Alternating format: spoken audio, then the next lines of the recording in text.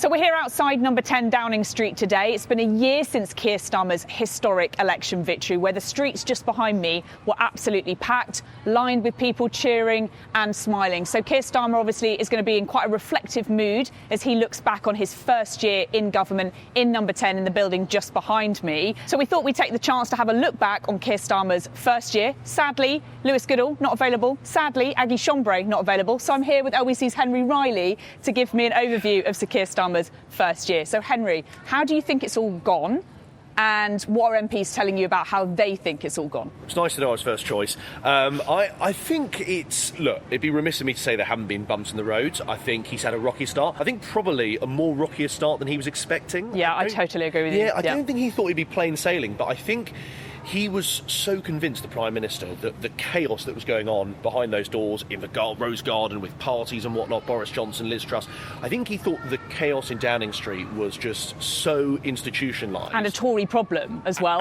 Right, just a Tory problem, that he could come in with a new team, with Sue Gray, who of course we'll get on to, but sort of a completely new, efficient, professional team, and sort it all out. Hasn't happened. On your second question about MPs, I mean, it depends who you talk to, obviously. I had Neil Duncan Jordan on my show the other day, the Labour MP for Poole, and he was saying that he's not once had a conversation with Keir Starmer. That's not crazy, once. isn't it? Yeah. I mean, how many times have you spoken to Keir Starmer? I mean, I've spoken to Keir Starmer a lot more than that, yeah. So I think you're totally right. This has been a much bumpier year for Sir Keir Starmer than he imagined, than his top team imagined. And of course, let's talk about the highlights and lowlights. Yeah. Like, I do think that there's a lot this government have done that is really good in their first year, and we should note the NHS plan, you know, more appointments, more digitalisation, more money to the NHS. Everybody's going to welcome that. The planning stuff, I think, is really quite good, ripping up those planning rules to try and get more stuff built, to get more stuff done. It's been really good to see their focus on growth, because the economy has just been growing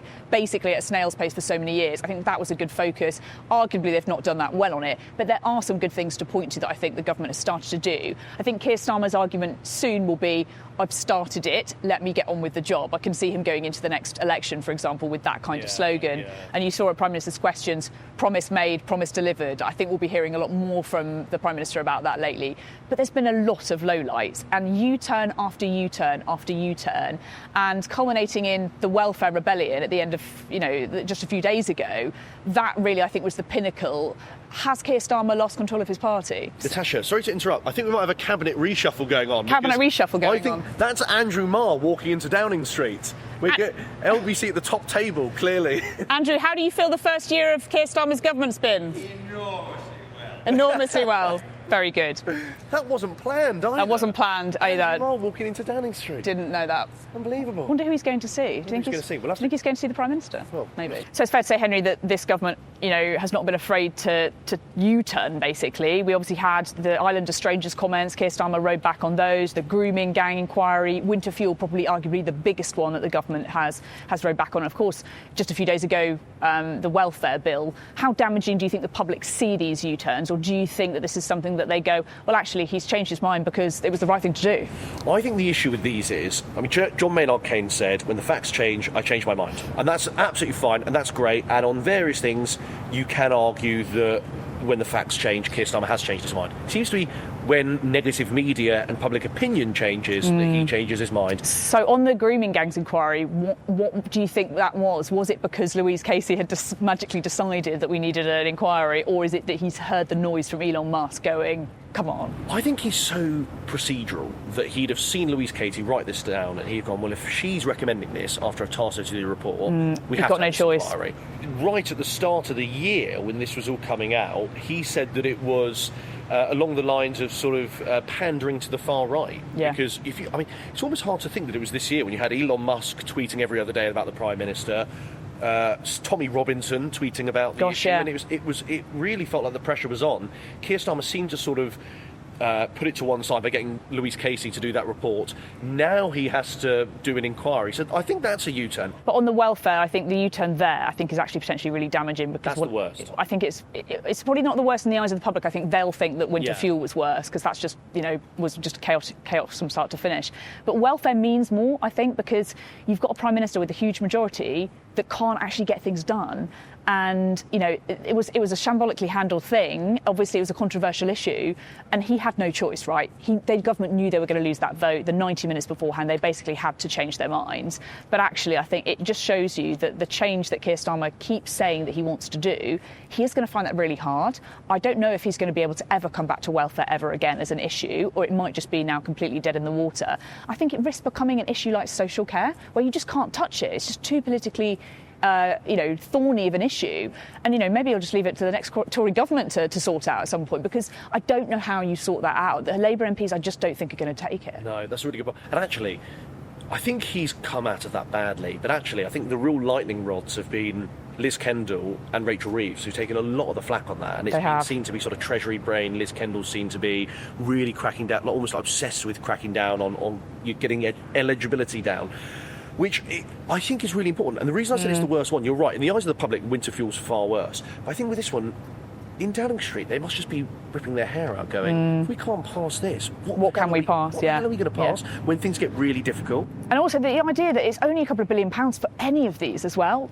Welfare, winter fuel, a couple of £1 billion each. There was not a lot of money in it, and the government took so much flack for both of these things, and actually just not much money being saved. And winter fuel, I did always think that the government were probably going to have to do something on winter fuel. It's easy to say that in hindsight, right? But after Runcorn, that was what basically made them listen. After the local elections, losing that crucial by-election, that is what made them realise, OK, we are hearing it day in, day out on the doorstep. We have got to change tune. I think they're going to regret the U-turn on winter fuel. And let me tell you why. We might disagree on this, because I do think once you've U-turned on something like winter fuel, the story was every time Keir Starmer was doing an interview, a lot of pensioners are disappointed. And by the way, there are real consequences. I understand that pensioner poverty is a real thing.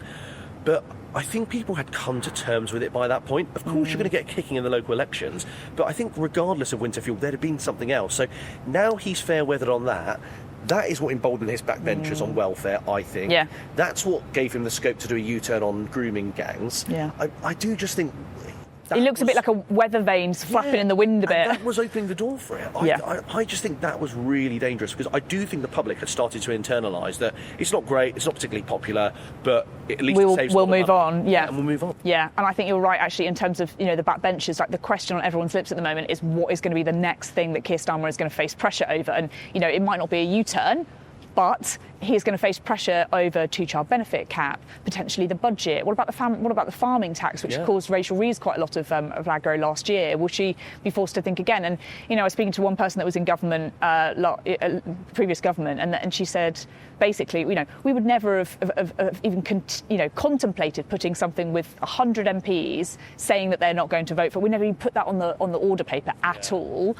And what's to stop MPs now from going, OK, I'm going to put a reasoned amendment on the budget. I'm going to try and completely throw this off. And it just feels like there isn't that loyalty there, that unity in the party there. And I just think that there is anything that they could decide to coalesce around. You're already hearing MPs talking, we'd rather have a wealth tax instead. We'd rather raise money from the rich. And Chancellor Rachel Reeves, she's going to face a lot of pressure in the next coming months about how she's going to fill that black hole. MPs are now going to be feeding directly into that because they don't want another U-turn again. Yeah, and if non-doms is the next U-turn, which you could potentially see them going to U-turn on that policy with sort of millionaires who are shunning the UK, which is not a great spectacle anyway, but particularly if you're a Labour Party. And Reform obviously breathing down their neck on that one a bit, basically announcing their own policy on Britannia card. Yeah, Britannia card, exactly. So, but I do think that there is going to be many more U-turns to come. And look, some of them are needed, right? Sometimes you do, like you say, in politics, you do need to realise the facts change, you need to have changed. With welfare, that was never gonna pass, I don't think. But I think there are some U-turns in life you do need to do, and actually sometimes it can be a sign of strength. But the media, many of the public see it as such a weakness, and the Tories just go absolutely after U-turn, saying this is just an example that Keir Starmer doesn't stand for anything. He doesn't have any principles. Who is he? And actually, one of the things I think he does need to be a lot better at in this next year is his narrative. Like, what is this government for? What are you trying to achieve? What do you want to achieve in a year, 2 years, 3 years, 4 years' time, and really stick to that message in every single speech and everything you do.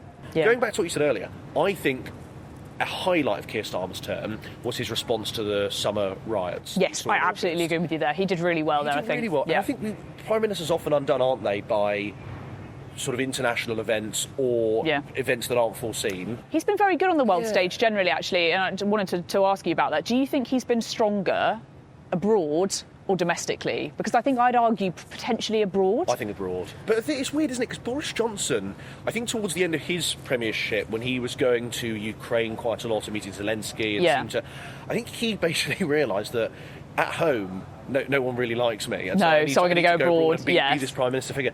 Keir Starmer's not quite at that stage yet. I know he's got very low popularity ratings, approval ratings.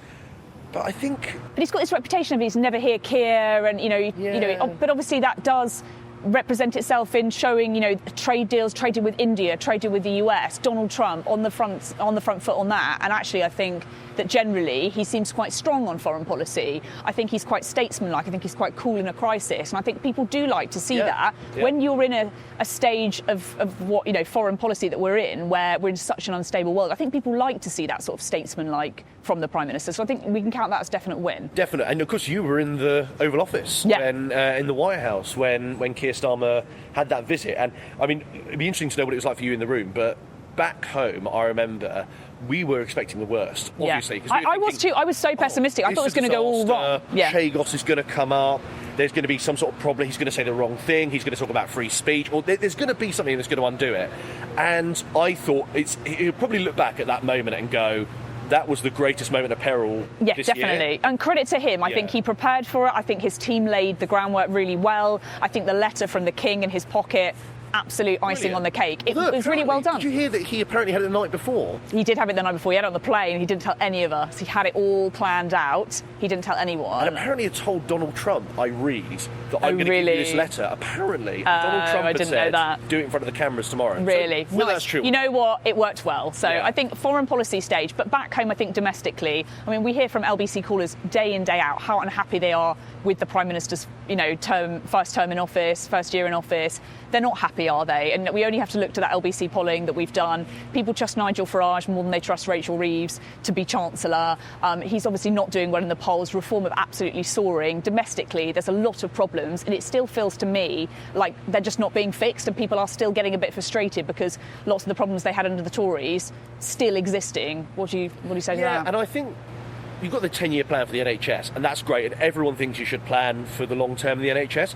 The thing that would worry me if I was in Downing Street would be people want to see fixes instantly, and you've spent the whole of the last, 14 years if you're Labour, but if you're Keir Starmer, the last few years certainly, saying how we are going to fix the foundations, but people need to see that tangibly, and that's why I think actually if you're going to focus on one issue, small boats are incredibly difficult. So I can understand why he's not focused on it. Rishi Sunak tried. If you can get that waiting list down, and he can point to that and go, look, we've made progress, let us save the NHS. I think that's probably his best shot of getting a real sort of positive message in the next year. And MPs have been saying to me when they're looking back at the first year that things are a lot harder than they thought they were going to be in government. And I think that is very much true from everybody I've spoken to across Downing Street, Labour MPs. They all keep coming back to that same point. Governing is really tough. The civil service, you remember that row that they had about the civil service where Keir Starmer said it was like the tepid water of managed decline. And that, really infuriated a lot of people. But equally, I think there is genuine frustration about the civil service and how they are delivering or not delivering and not doing it quick enough for the public. Do you think he wrote that? Because with the Island of Strangers speech, we now learn that he sort of looked at it and didn't really scrutinise it. You wonder with some of the other sort of strong language he's put on tepid bath of managed decline, does he still agree with it? I think he sort of rode back a little bit from it, didn't he? But he never sort of completely disowned it. I mean, he said it; those were his words, and he has to own it. What's he like when you're? Because it's interesting from your point of view. What's he like when you're with him on the plane? Because you've done various visits with him. Does he look visibly like more stressed with the press, or not? Maybe stressed, but angsty or irritable. No, you know what? I think like everybody, he has ups and downs, and some days he is a little bit irritable with us. Some days he's beaming away and quite happy. Yeah. At the NATO summit, which I was at a couple of weeks ago, he was pretty upbeat and pretty happy to see us, and was quite chipper. Sometimes when he comes onto the back of the plane, apparently he doesn't really like doing those plane huddles where he talks to us or journalists on the plane. He finds them very stressful, and we all find them quite stressful too, actually, because you can barely hear him. Crowded. You're on a plane. I know, it's very, very uncomfortable. But I think the Prime Minister is probably more at home on the world stage than he is on the domestic stage. Yeah. You don't see him really out and about doing quite as many meet and greets like here in the UK as much. Obviously, he goes to a lot of events, does a lot of speeches, but you're not seeing him quite engage with the public in maybe the sort of ways that he was doing during the election, when he was sort of appearing at those rallies day in, day out. But yeah, I think, looking back and, talking to MPs, I think what they will say is governing is really hard. There's been a lot of bumps in the road. It's been very, very tricky, but they're quite hopeful that they can turn the page on this last year and go, look, we've learned a lot. There's lessons learned. Every new government is going to have their teething problems, but actually looking forward, do you think that he's built a solid enough foundation with what he's got in his first year so that looking forward to the next 1 year, 2 year, 3 years until the next election, that he can keep this show on the road? Well, I think if you look at the MPs, so we're talking about that MP earlier on who hasn't spoken to Keir Starmer, there seems to be this massive disconnect between the MPs and Number 10, yes. The parliamentary operation, the governmental operation that's going on here. Yeah. If I was him, though, I don't think it's irretrievable. I think you've got a few characters, Brian Leishman's one, Neil Duncan-Jordan, who've been out in the media, Kat Eccles, who've been out in the media, very critical of the Prime Minister.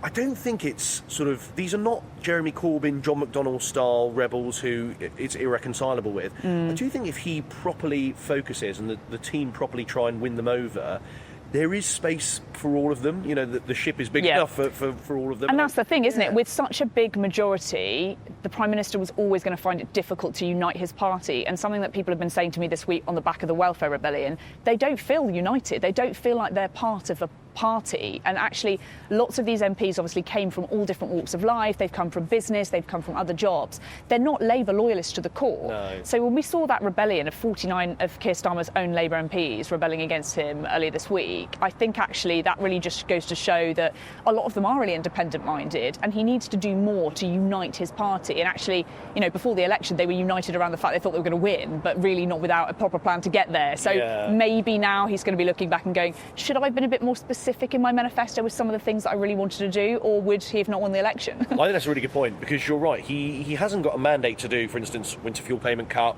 U-turn. Didn't really have a mandate to do the changes to the welfare system. No, not properly. He said he wanted to reform it. That's basically all he said. And when you're vague, the problem is those Labour MPs have got constituents writing to them on a daily basis. I totally understand from their point of view. They don't want the aggro of losing people's votes, and they also don't want to make people's lives worse. Yeah. Let's be clear.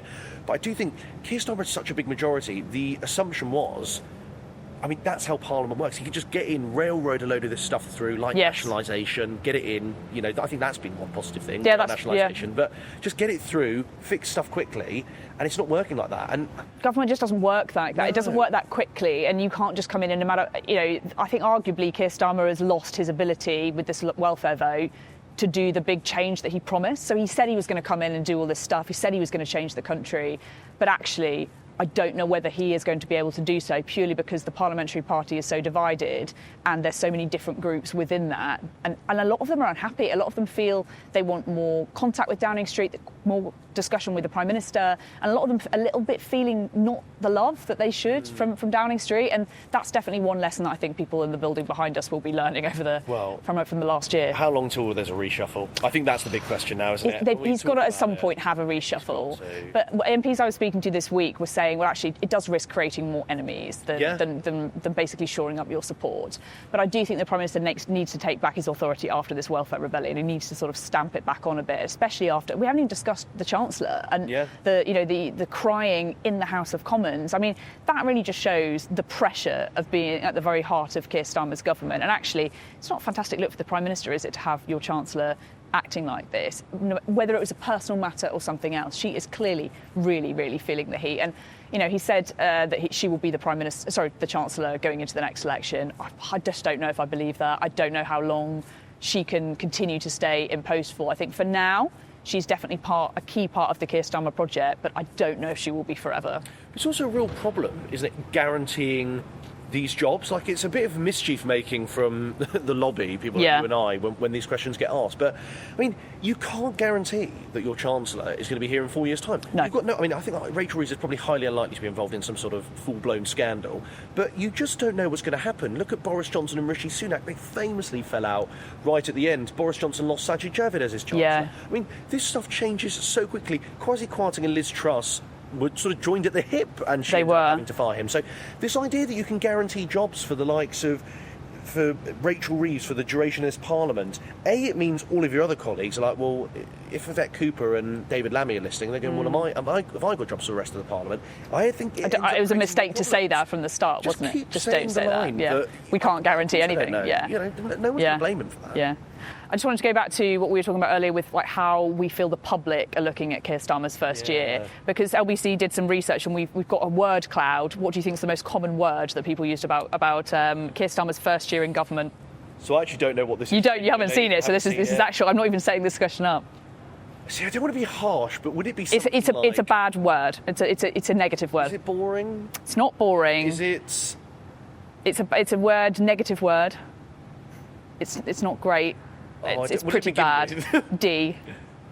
Dull. Disaster. Oh, that's disaster. Worse. So that is the most word that most people use to describe Keir Starmer's first year in government, according to some research that we did with More in Common. So that's not good, and it's fair to say the public are really unhappy. That's exactly what we've seen Reform surge, Nigel Farage's party doing so well. But yes, just look at this word cloud. Good. Was to be fair the second most were used. So to be fair, but also bad, terrible, poor, rubbish, disappointing, shambles, useless, awful. So it's not the not words good. you'd Not pick, good. is it? It's not the words you pick. No. I just don't know. I hear it from callers. You said earlier. Exactly. So the LBC callers, when they call in, do you think they are willing to give Keir Starmer's government more time? I think they're split into three. I think there are genuinely a third, sort of in terms of Labour voters. This is like loosely what I hear. I think a third voted for Keir Starmer. They love Keir Starmer. They think he's going to do great, and they're willing to give him a bit more time. You've got a third who have just totally switched off now, and you hear them calling LBC saying, I voted for Keir Starmer, things haven't got better, sick of establishment politics, going to vote for Nigel Farage. And then I think the crucial third is people who have probably got another couple of years to give him a bit of slack and would just see how it goes as well. But they haven't made up their mind. Yeah. And if he fixes the NHS, or certainly gets the waiting list down, manages to reduce boat crossings, things that affect people's daily lives, or putting more money in people's pockets as well, and the government have started talking about that a lot over the past 6 months, about actually making people economically better off. And people at the heart of Number 10 are basically saying, well, if you can't prove that people are feeling better off after interest rate rises and inflation crisis, people aren't going to vote for us again. And I think that's definitely going to be a key concern. But like I say, we hear it all day in, day out. And I'm sure that most negative people who are calling up LBC are probably going to call up to have a rant about the Prime Minister. You don't get as many people calling in to say, I love Keir Starmer and what he's doing, do you? You do get a lot of people who defend him, but you're right. It's certainly the people who are angriest are going to be the ones to pick up the phone. I do think, though, there are people who have made up their mind on Keir Starmer, and that's fine. But I don't think it's a done deal at all. I mean, I hear people now saying he's going to lose the next election, he's going to lose all of these MPs. I think he will lose quite a lot of MPs. But it's really not a done deal. I do think he's got so much time. He's got 4 more years to turn it around, to get waiting lists down, to get the boats down, to get more money in people's pockets, as you were saying. I mean, he's all to play for. Thank you so much, Henry, for joining me. Really appreciated our chat. Sorry you couldn't have Lewis. Sorry you couldn't have Lewis or Aggie, but you know what? I think you did a fine job anyway. Thank you.